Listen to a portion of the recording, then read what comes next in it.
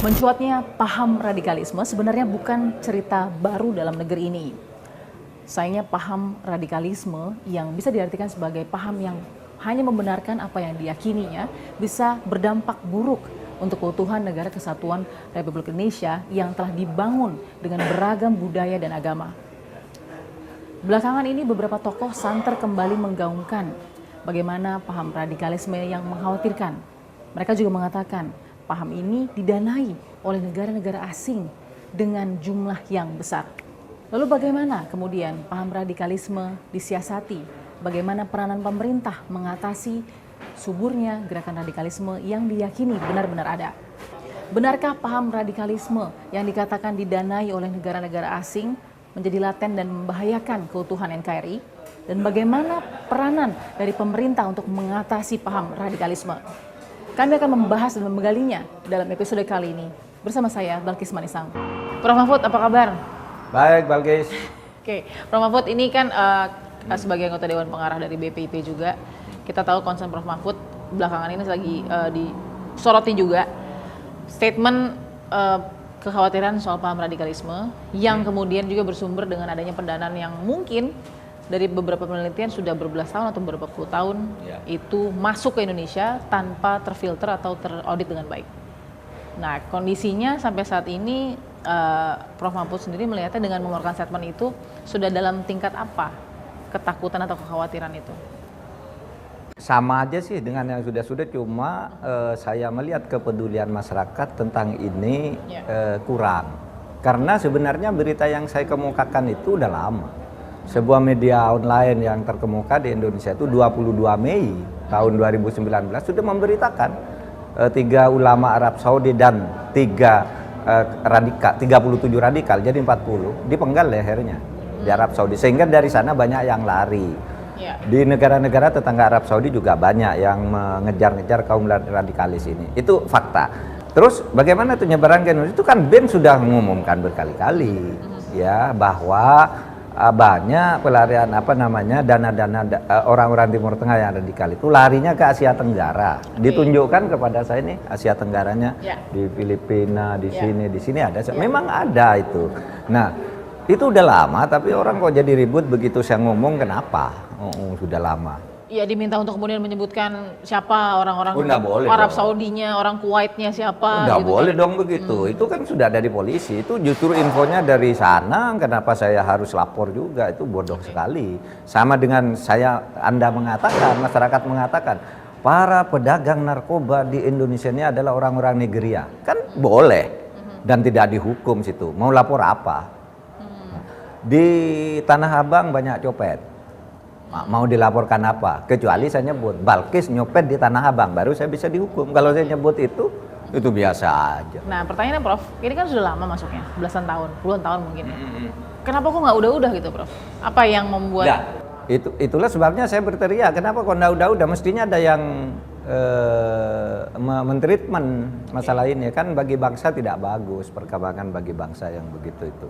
Kita mau mendidik Islam. Penting, Islam di Indonesia itu penting karena mayoritas, tetapi kita punya Islam yang moderat, moderasi Islam ya, wasatiyah Islam gitu. Bukan Islam yang garis begitu, yang anti simbol-simbol kenegaraan, anti atau tidak suka nasionalisme dan sebagainya. Kita kan tidak ingin begitu, sehingga saya selalu mengatakan kita harus membedakan loh gerakan Islam itu sering dikacaukan gerakan Islam Salafi dan Salafiyah.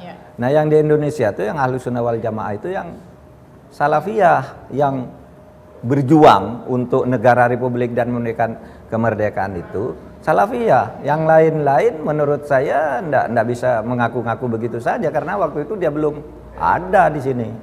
Gitu. Masuknya uang itu Prof, kita memang nggak punya satupun filter atau audit untuk mengetahui. Kalau memang sampai jutaan dolar yang masuk begitu ya, entah itu yang buat paham radikalisme yang mana, yang bukan yang mana, tapi nggak terkontrol sama Indonesia. Karena Indonesia terlalu welcome. Mungkin nggak terkontrol, tetapi lalu berwujud dalam bentuk lembaga-lembaga kegiatan yang itu kemudian ya diidentifikasi ada sekitar 43 atau berapa gitu ya. Yang terpapar. Bentuknya ya yang teridentifikasi dalam bentuk lembaga dan kegiatan itu. Dan Itu jangan nanti tanya lu, Pak Mahfud harus bertanggung jawab 43. Tanya ke BIN aja. Kalau begitu. Atau tanya ke PBNU, 43 itu apa gitu.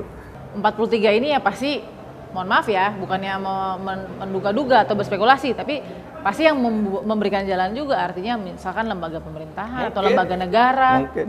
Itu mungkin. Jadi begini, mungkin sampai bertahun-tahun kan masuknya mungkin udah lama. Ya. Maka jangan heran kalau orang seperti Ria Mizat menyebut di TNI aja 3%, Bu Sri Mulyani bilang di Kemenkeu sekian orang dan seluruh masjid-masjid yang dimiliki Kemenkeu dikelola oleh gerakan yang seperti dan sebagainya lah dan sebagainya. Tapi kita harus hati-hati aja. Kita tidak boleh melanggar hak asasi mereka, tetapi juga begini teorinya hak asasi itu. Orang bernegara itu hak asasinya harus dilindungi. Tetapi begitu Anda terikat pada kesepakatan, maka hak asasi Anda bisa dikurangi oleh kesepakatan itu. Ada beberapa survei juga yang soal guru tidak ingin Indonesia lanjut menjadi negara. Apa sih sebenarnya Prof yang kemudian membentuk ini menjadi seperti itu? Iya, kalau saya sih begini. Itu adalah survei yang resmi dilakukan oleh satu lembaga WIN ya, WIN. Lembaga WIN ya? WIN sini, WIN. Kemudian itu dimuat di majalah, sebuah majalah mingguan nasional terbesar dan beredar kan itu, bahwa banyak guru-guru yang beragama Islam itu tidak ingin mengganti sistem pemerintahan. Hasil itu ya. Nah, apa itu penyebabnya? Ya itu tadi, artinya pendidikan kewarganegaraan kita, pendidikan kebangsaan kita itu barangkali melemah sesudah era reformasi itu, barangkali itu. Yang kedua, kalau teori saya kan orang hukum. Orang itu sebenarnya tidak tahu apa gerakan ideologi baru itu sebenarnya mau apa gitu. Cuma kan di Indonesia banyak orang miskin, banyak orang diperlakukan tidak adil. Nah, orang-orang yang gerakan radikal ini bilang ke orang-orang yang tertindas ini, kamu kalau di Indonesia nasibnya tidak bagus kayak gini terus, mari ikut saya. Maka muncullah, wah saya dukung gerakan ini, sampai mantan kasat loh. Sampai mantan menteri loh. Ketika ditanya bentuknya seperti apa yang diinginkan, tidak tahu juga. Sekolah-sekolah ataupun instansi yang melarang Indonesia Raya, bendera merah putih kita, Garuda, Pancasila, itu sudah masuk ke dalam radikalisme? Iya, itu mulai masuk ke radikalisme karena sudah menolak itu kan, menolak apa yang sebenarnya seharusnya diberikan di dalam pendidikan kewarganegaraan. Kan gitu. Mungkin belum terlalu keras, tetapi itu bibit-bibitnya sudah ditanamkan di situ. Saya minta agar masyarakat juga tidak tanya ke saya, Pak coba sebutkan satu persatu, itu kan konyol namanya, saya nyebutkan satu persatu. Wong sudah ada di media, tinggal baca aja, diklik ini di pesantren ini peristiwanya di sini, namanya ini kan sudah ada. Kan radikalisme, orang punya banyak perspektif soal kata radikalisme. Ada yang mengatakan itu kan cuma untuk merubah akar agar lebih baik, akar yang tadinya buruk menjadi lebih baik. Ada yang mau mengatakan bahwa radikalisme adalah kemudian mengubah sesuatu menjadi lebih ekstrim. Nah, yang mana sebenarnya? Kalau radikalisme itu yang umum adalah suatu gerakan yang ingin merubah sistem berdasar pandangannya sendiri yang lain dari yang sudah disepakati, dan orang yang berbeda itu dianggap musuh. Jadi tidak dalam proses dialogis yang wajar, dianggap musuh. Oleh sebab itu di tingkat akar rumput sering menimbulkan keributan-keributan gitu. Misalnya apa, mengubah ideologi lain itu. Misalnya jelas-jelas mengatakan kami harus ganti negara Pancasila ini menjadi transnasional, apa istilah lah yang sekarang banyak, khilafah gitu. Transnasional khilafah gitu.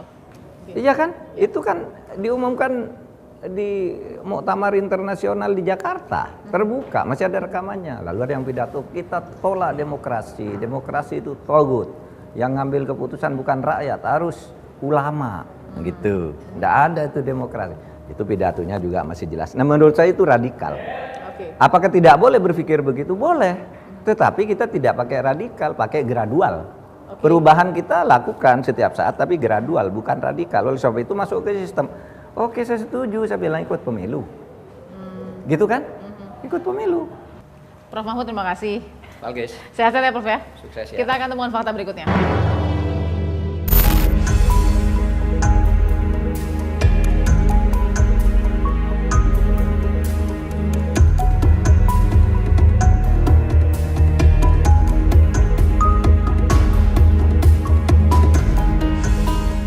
Kita akan tanyakan bagaimana analisa juga dari peneliti paham radikalisme dari Lembaga Persahabatan Ormas Islam. Mudah-mudahan bisa menjawab bagaimana dari hulu ke hilirnya aliran-aliran dana yang sempat mencuat juga dan masih dipertanyakan kebenarannya. Apakah memang sejauh ini benar betul adanya dana tersebut yang mengalir dari Arab Saudi ke Indonesia dan menyebarkan atau digunakan untuk menyebarkan paham-paham radikalisme.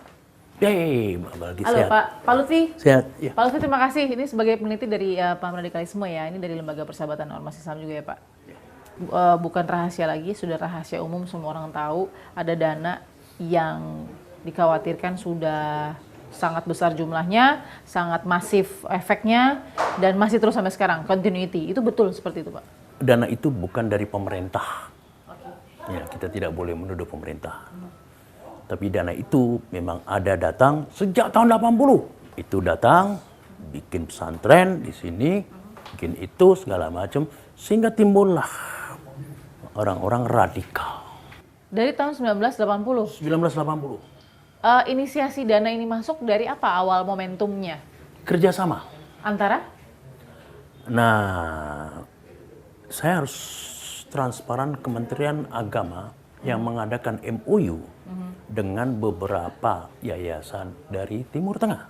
Itu sampai membangun di desa Pabayuran antara Kerawang dengan Bekasi, itu $4 juta. Berapa Pak? $4 million. $4 juta. Ini diberikannya ke siapa? Setelah dia MOU, dulu dia dibikin di sini, di Makassar. Ada 2 orang Indonesia yang jadi pengurusnya. Tapi begitu dia masuk ke Indonesia, resmi MOU dengan Kementerian Agama. Bukan cuma dari Saudi Arabia. Ada dari Kuwait. Ini menghilang kemana nggak tahu. Oke, jadi benar ada dari Saudi Arabia dan Kuwait yang masuk ke Indonesia. Jumlahnya berapa sih Pak?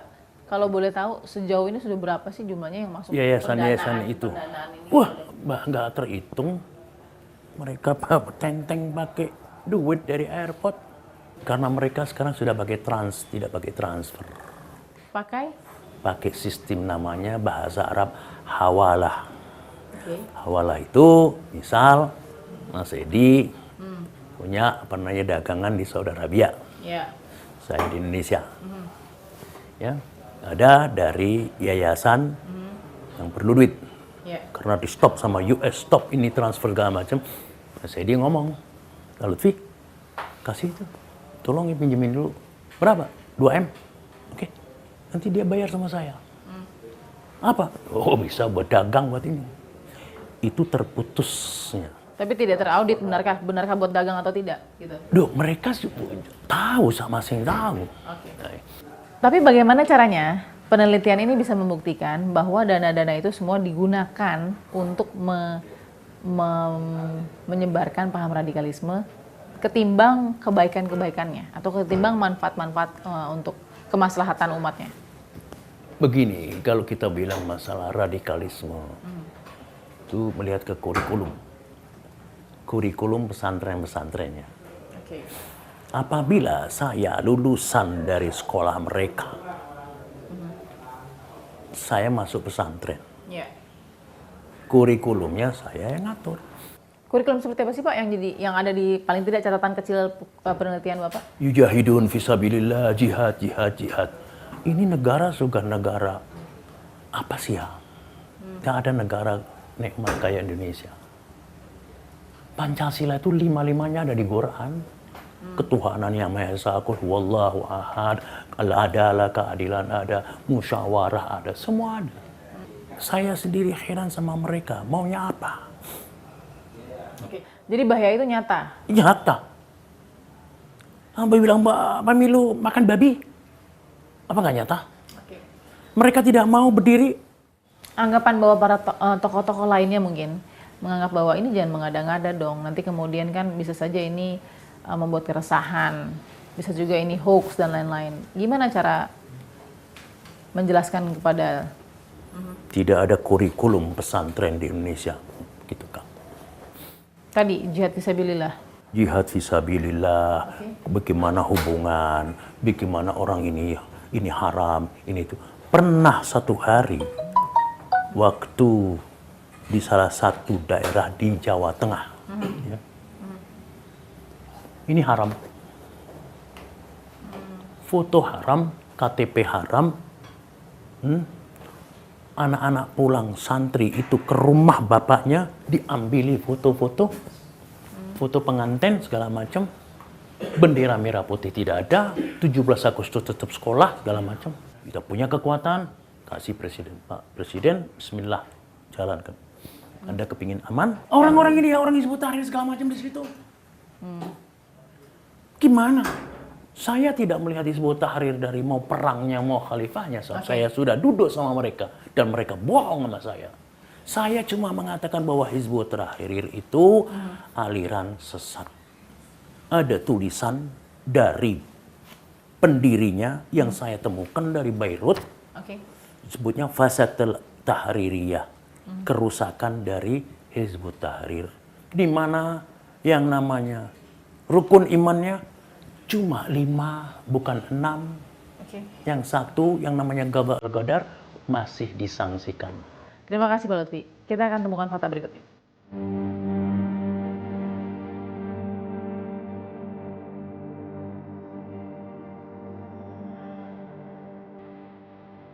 Assalamualaikum Pak Ustadz. Assalamualaikum warahmatullahi wabarakatuh. Diberikan waktu oleh Ustadz Zaitun Rasmin juga untuk kita, tim fakta dan juga pemirsa, mudah-mudahan bisa lebih memahami lagi apa yang sebenarnya terjadi dari naiknya lagi, mencuatnya lagi isu soal aliran dana dari Arab, dari Timur Tengah, kemudian ke Indonesia, dengan dugaan-dugaan yang sudah berapa kali muncul ya Pak Ustadz ya, untuk menyuburkan gerakan atau paham-paham radikalisme yang tentu bertentangan dengan ideologi kita Pancasila. Pak Ustadz bagaimana melihatnya? Nah, yang pertama itu kan benar-benar harus menduduk soalkan makna radikalisme itu, dan siapa sebetulnya radikalis itu. Jadi jelas maknanya apa, definisinya, ukuran-ukurannya, contoh-contohnya seperti apa. Dan itu perlu diuji dalam diskusi publik misalnya, atau diskusi para ahli yang melibatkan orang-orang termasuk yang dicurigai misalnya, atau dianggap pada mereka ada radikalisme itu, sehingga ini bisa dibedah secara maksimal.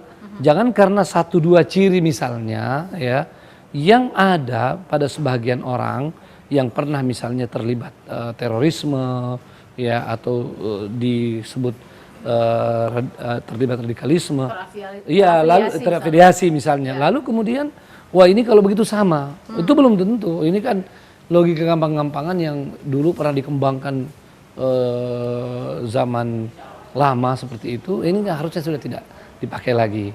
Itu satu. Yang kedua, justru untuk menghadapi radikalisme ini semua orang harus arif dan bijaksana, apalagi para tokoh ya. Lebih baik kalau misalnya ada yang dicurigai, ya, ada pihak yang mungkin disebut-sebut atau diisyaratkan ke sana. Nah ini kan jangan diumumkan harusnya, ya. Kalau misalnya mau menyelesaikan dari akarnya, kenapa kalau tokoh tidak mendatangi mereka, mengecek apa benar.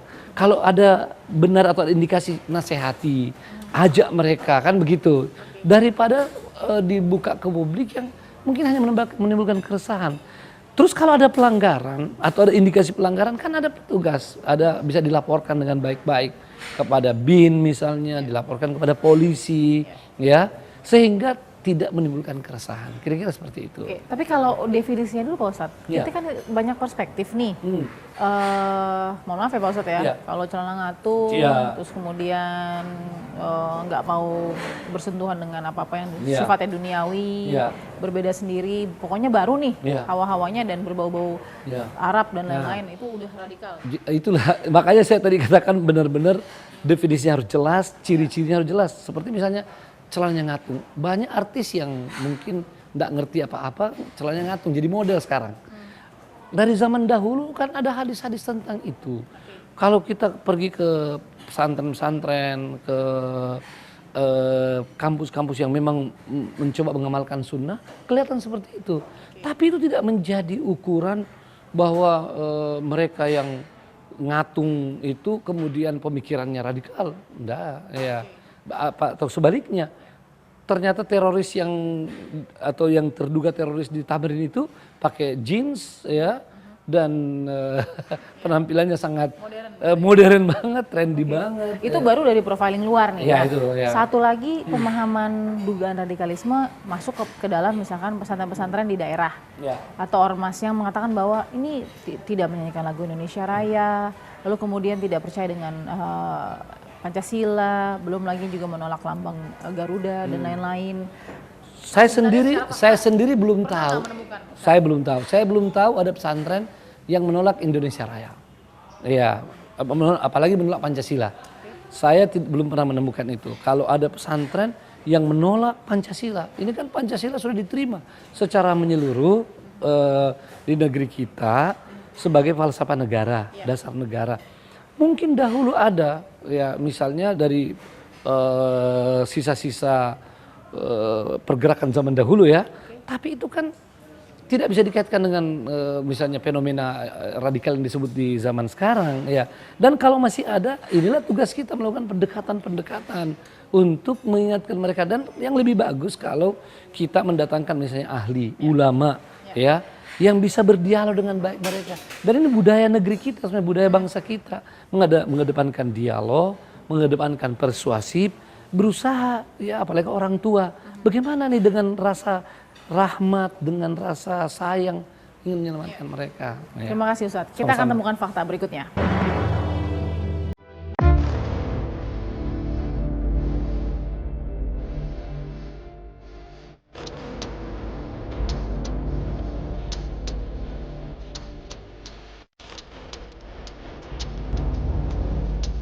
Saya sudah berada di Yayasan Haikal Hasan sebagai penceramah yang juga tahu bagaimana perkembangan pengajaran-pengajaran ataupun paham-paham yang ada di Indonesia. Kita akan tanya kepada Babe Haikal Hasan, apakah memang benar ada perubahan-perubahan yang ekstrim atau drastis begitu dalam dunia kajian, dalam dunia komunitas Islam yang kemudian saat ini ramainya dengan paham radikal. Seperti apa? Ikuti kami.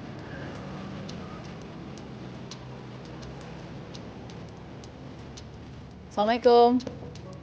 Malam. Babe, apa kabar? Ustadz Haikal Hasan, apa kabar? Datang lagi, tempo hari Bang datang. Iya, terima kasih nih Ustadz udah dikasih datang di Yayasan Haikal Hasan. Nih. Yes. Pasti sebenarnya radikal ini tuh definisinya mau dibawa kemana? Oh, mungkin pada para penceramah, tokoh ulama tuh melihatnya sejauh apa sih radikalisme? Kalau kita masuk ke definisi, kayaknya agak sulit, ya. Tapi kita lihat aja paham di masyarakat. Dikit-dikit, kalau udah beda, radikal. Kalau udah kritik pemerintah, radikal. Nggak begitu dong. Oposisi terus radikal. Oposisi itu terhormat. Boleh aja kita kritik pemerintah. Salahnya itu di mana gitu loh kalau kita kritik pemerintah. Itu sah. Kenapa? Karena kita melihat adanya sudut pandang yang berbeda. Boleh aja dong gitu. Nggak radikal begitulah. Nah, kita jadi sumir nih Babe. Karena gini, satu kan dikatakan bahaya laten radikal, paham radikal sudah mulai akarnya mulai subur menjadi pohon ibaratnya gitu. Nah, kedua disandingkannya dengan masuknya donatur-donatur dari Arab Saudi, dari Kuwait, dari Timur Tengah intinya lah, yang kemudian masuk ke dalam titik-titik strategis tempat di mana bisa dipotensi nih cikal bakal dari paham radikal. Nah, benar nggak sih ada kelompok itu? Ambil contoh ya. Dekat rumah saya itu ada ya, yang tadinya musolah, lalu kemudian dapat bantuan. Jelas tuh bantuannya tuh dari Saudi Arabia. Di Pelang? Iya. Dan tahu-tahu musolah itu berubah menjadi masjid. Ya, dan kemudian berubahlah cara pendidikannya. Ya, sehingga menjadi eksklusif gitu ya. Nah, apakah ini betul atau oknum yang merubah posisi masjid itu menjadi eksklusif? Apakah itu yang dimaksud oleh para petinggi-petinggi negara, para profesor, para doktor yang dengan cara yang tanpa penelitian yang dalam, tanpa verifikasi yang baik, tahu-tahu menggulirkan di muka publik bahwa banyak aliran dari Saudi Arabia. Apakah itu oknum atau betul-betul pesanan? Nah, itu yang mesti kita teliti lebih dalam dong. Kenapa? Karena berbahaya kalau dilempar ke frekuensi publik. Di bawah tuh jadi rame, jadi saling tuduh. saling Ya tuding. itu yang terjadi Ustadz sekarang. Ya akhirnya yang kontra kepada pemerintah langsung dituding radikal. Itu sasaran empuk gitu loh. 212 jadi radikal. Jangan lupa Pak Jokowi alumni 212 karena dia hadir. Pak Wiranto juga, Pak Tito pembicara utama di 212. Lalu kelompok-kelompok ini benar-benar ada nih yang menerima dana dan bahkan orang-orang yang eksklusif. Ini siapa? Masa Ustadz nggak kenal gitu? Kalau misalnya memang tadi dekat rumah nih, kok Saya nggak tiba-tiba kenal. bisa masuk gitu misalnya? Saya nggak kenal. Dan saya telah melaporkan gitu kepada pihak terkait, tapi nggak ada tindakan apapun. Sama sekali. Iya, nggak ada tindakan apapun. Melaporkannya indikatornya apa? Indikatornya, satu, dia tidak menerima ustadz yang lain kecuali kelompoknya. Yang Dengan ciri-ciri tertentu. misalnya? Mohon maaf. Misalnya, ya sekarang lagi rame, yang celananya tinggi sekali, di bawah lutut sedikit, ya, dan kemudian jenggotnya panjang sekali sampai sedada gitu loh. Oke, mereka berdalih itu sunnah, saya setuju, catat bahwa itu sunnah. Tetapi sekarang ini jangan semua yang berjenggot dan bercingkrang itu Jangan dicap seperti itu. jangan ya? dicap, walaupun kita tidak menafi bahwa salah satu indikator radikal itu dengan cara seperti itu gitu loh. Ada celah-celah pendekatan seperti itu. Ada celah-celah kalau kita perhatikan cara busananya dan cara bergaulnya. Yang Oke. paling kuat cirinya itulah tidak mau bergabung dengan kita. Bergabung dalam hal apa misalnya? Ustadz? Eksklusif. Kita yang datang, mereka pergi. Oke. Gitu loh. Kita duduk dicurigain. Kita duduk dianggap kita ahli bid'ah. Nggak mau duduk bersama kita. Nah itu loh yang eksklusif itu. Bukannya kita yang sesama anak bangsa, yang sama-sama menjaga Pancasila, yang selalu menghormat bendera, yang selalu hadir dalam upacara, menjadi tuduhan-tuduhan baru. Ternyata kita tidak, sama sekali tidak diluruskan itu loh. Mereka seperti apa sih? Bermewah-mewahan atau memang pintar dalam memanage uang-uang ini yang kalau Babe lihat lah paling tidak? Ya, mereka merekrut orang-orang baru. Mereka merekrut orang-orang yang tanda kutip hijrah. Ya, mereka merekrut orang-orang yang buta awalnya tiba-tiba dalam waktu seminggu, 2 minggu jebret jadi hebat, jadi alim gitu loh. Mereka pandai seperti itu. Nah, itu yang perlu diwaspadai. Ya, saya tidak menafikan bahwa memang belajar itu lama prosesnya. Dan karena baru belajar tiba-tiba menyalahkan orang lain itu paling mudah kelihatannya. Boleh nggak dikatakan kalau yang ini kita cross check aja ya, Babe kan punya ilmunya. Babe setuju nggak sih kalau misalkan ada orang yang begini, itu kafir ya, itu radikal. Ini kan kadang juga ada informasi juga dari mungkin tim Badan Intelijen Negara atau BNPT dan lain-lain punya indikator itu gitu, mengkafir-kafirkan dan lain-lain, itu termasuk radikal nih, nggak boleh begitu. Kebetulan tadi saya membaca salah satu fatwa daripada kumpulan fatwa Majelis Ulama Provinsi DKI ya tahun 75 sampai 2012. Salah satu yang sangat menarik di sini itu adalah ketika Majelis Ulama ya menyatakan satu aliran itu sesat atau tidak sesat. Apa indikasinya? Salah satu yang paling utama itu adalah mudahnya mengatakan kafir kepada orang lain. Ketika ada, ketika dengan mudahnya mengatakan si A kafir, si B kafir, ini indikasi ya saya bacakan gitu ya bahwa aliran titik-titik itu adalah aliran sesat karena bertentangan dengan ajaran Islam yang mengakui keislaman setiap orang yang berikrar dengan mengucapkan 2 kalimat syahadat sebagaimana sabdakan Nabi ya bahwa apa itu kalau mengucap syahadat dia udah nggak boleh dikafirkan. Sementara kelompok yang disebut radikal itu dikit-dikit kafir, dikit-dikit kafir, dikit-dikit kafir begitu loh. Dan kita tidak pernah boleh mengkafirkan seseorang muslim yang telah berikrar syahadat apapun kondisinya. Oke, jadi itu ada di dalam fatwa. Ada gitu. Yang kedua, bahwa aliran itu adalah aliran ekstrim yang membahayakan ukhuwah Islamiyah karena menganggap kafir setiap orang Islam yang tidak masuk aliran ini. Itu berlaku fatwa itu terhadap semua aliran bahwa tidak boleh kita mengkafirkan sesama muslim, tidak boleh mengkafirkan sesama mukmin gitu loh. Nah, kalau ternyata hanya berbeda pendapat saja tiba-tiba dibilang kafir, maka itulah yang mengatakan yang mengkafirkan itulah yang boleh kita katakan ini kelompok sudah radikal, ini kelompok sudah eksklusif, menganggap di luar kelompoknya kafir, tidak bisa saudara. Jadi keputusan MUI ini bersifat mengikat kepada semua aliran yang masih dengan mudahnya mengkafirkan. Ustadz terima kasih Bapak Ekal sudah memberikan syiarnya nih ya, ilmunya ya. Karena kita perlu sekali mengetahui sebelum gap atau garis dari klasifikasi mana yang radikal atau tidak makin tebal dan makin tinggi. Terima kasih Ustadz.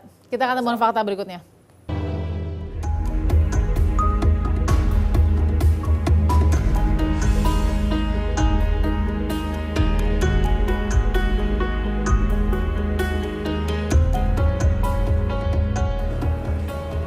Baik, tim fakta akan mendengarkan bagaimana respon dari juru bicara Badan Intelijen Negara, Wawan Purwanto, soal dugaan aliran dana dari dunia Arab dan juga Timur Tengah yang diduga masuk ke dalam Indonesia selama bertahun-tahun lamanya dan mungkin saja menyuburkan paham-paham radikalisme. Seperti apa? Kita akan dengarkan.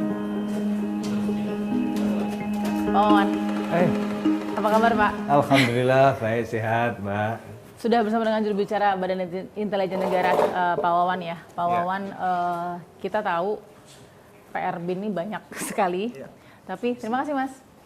Tapi salah satu yang back and forth atau bolak-balik datang ke meja BIN juga adalah soal aliran dana dan juga soal paham radikalisme. Sejauh apa sih data di kantongnya BIN, Pak Wawan? Ya, sebenarnya data ini secret ya. Dan tentu kita memberitahu juga terbatas ya, tidak bisa vulgar. Tapi secara prinsip kita tetap mewaspadai penggunaan dana-dana itu. Kalau misalnya itu sudah mencerempet kepada sesuatu yang sifatnya radikal, tentu juga kita harus dekati dan kita harus luruskan serta kita lakukan unsur pembinaan supaya ini tidak berkembang ke arah yang lebih merugikan masyarakat. Jadi faktanya benar ada ya Pak, aliran dana yang aliran masuk? Dana kan tujuan mereka tidak semata-mata langsung direct untuk mengarah radikal, tidak. Tapi intinya kan tadinya bantuan-bantuan, dan bantuan memang kan banyak. Misalnya bantuan tujuan masuk ya? Bantuan... Ya ada bantuan-bantuan langsung, entah itu untuk membangun gedung atau untuk tujuan-tujuan sifatnya amal, kan ada seperti itu. Betul. Nah kalau yang seperti itu sepanjang kita pantau masih positif dan on the track, tidak ada masalah. Gitu. Dan kalau misalnya sudah mengarah pada ajaran-ajaran yang sifatnya redik tadi, nah itu sudah harus kita dekati. Kita secara lama ini secara persuasif juga terus mendekati, termasuk juga kurikulum-kurikulumnya, apa yang terjadi di situ. Oke, tadi Bapak bilang adalah pasti komunikasi, urun rembuk bersama begitu ya, untuk sampai kepada satu kesepahaman. Nah, pernah nggak sih Pak dipublikasi kesepahaman tentang indikator paham radikal itu secara terbuka oleh publik, agar kita tuh tahu begitu sebenarnya mana yang bisa berpotensi untuk mencelakai Pancasila, ideologi Pancasila kita, dan mana yang tidak begitu? Ya sebetulnya kalau di rapat-rapat itu kan secara general disampaikan lah ya, bahwa pemahaman takfiri misalnya, itu sudah mengarah ke sana. Pemahaman takfiri itu sudah radikal? Ya mengkafir-kafirkan misalnya, Mengkafir-kafirkan ya itu ya mengarah seperti itu supaya ini maksudnya yang di luar kelompok dia dianggap kafir misalnya. Jika ada secara niat ya menyebutkan togut, kafir dan lain-lain, itu sudah bisa dikategorikan kepada ya rata-rata kan mereka terus minta menjadi ada baiat gitu kan, ya ada baiat, kemudian ada baiat juga ada ritualnya, kemudian yang amaliyah, amaliyah itu yang mau jadi pengantin. Arahnya itu mulai ke arah ke sana, kemudian amaliyah juga ada yang dengan menyerang, tidak dengan bom, tapi dengan senjata, ataupun juga menyerang lone wolf misalnya dengan pribadi atau self radikalisme yang terjadi. Nah, seperti itu. Nah, ini sudah masuk dalam kategori radikal. Banyak keterpaparan itu kan bisa bermacam-macam. Misalnya ada tuh, ini juga sedang viral Pak, misalkan sekolah atau pesantren yang tidak nyanyi lagu Indonesia Raya, atau mungkin tidak memasang lambang-lambang negara atau lain-lain, itu juga termasuk tidak? Itu yang kita dekati supaya. Jadi itu belum termasuk. Ya artinya itu kan mulai indikasi ya, mulai ada indikasi-indikasi seperti itu kita dekati. Memang ada. Itu baru masuk indikasi. Ya, masuk indikasi tidak itu. lagu Indonesia Raya. Ya, udah indikasi ke arah sana, dan itu mengapa? Ini harus kita harus kita tanyakan, kita dekati, kemudian kita diskusi dengan mereka. Kenapa harus seperti ini? Kan mesti ada pemahaman yang berbeda. Mengumbar bendera dianggap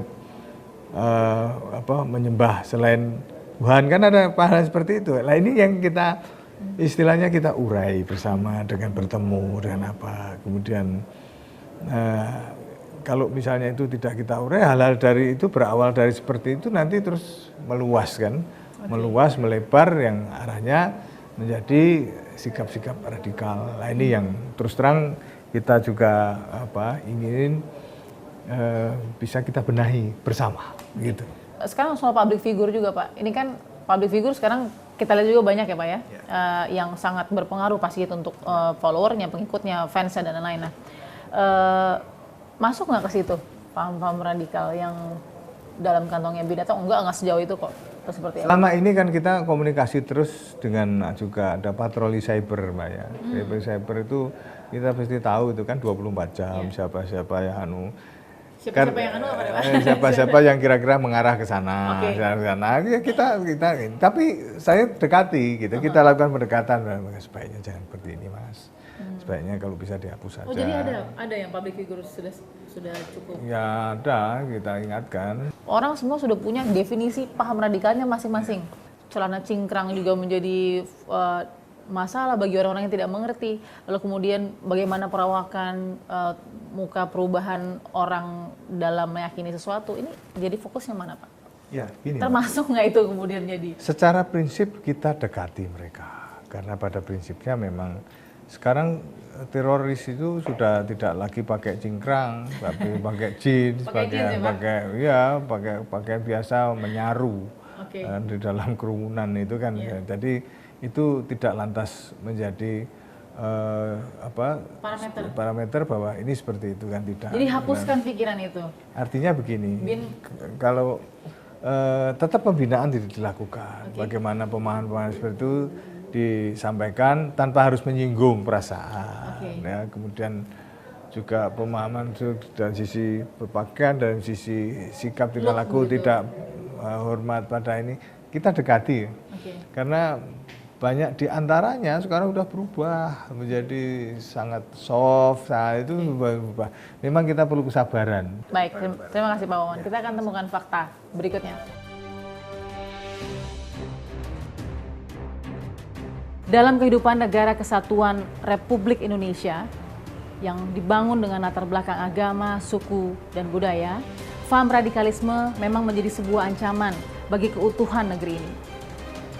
Isu pendanaan asing yang menyuburkan paham radikalisme tak dipungkiri faktanya mengalir deras ke Indonesia. Langkah-langkah untuk memutus mata rantai itu pun masih menjadi pekerjaan rumah bagi negeri ini. Dibutuhkan kesepakatan dan kesepahaman dari para pemangku ilmu dan kebijakan di negeri ini untuk memberangus paham radikal yang tepat sasaran. Kita berharap semoga keutuhan dan kebersamaan negeri ini akan terus terjaga hingga kapanpun. Saksikan terus fakta setiap hari Senin pukul 20 waktu Indonesia Barat bersama saya Balkis Manisang.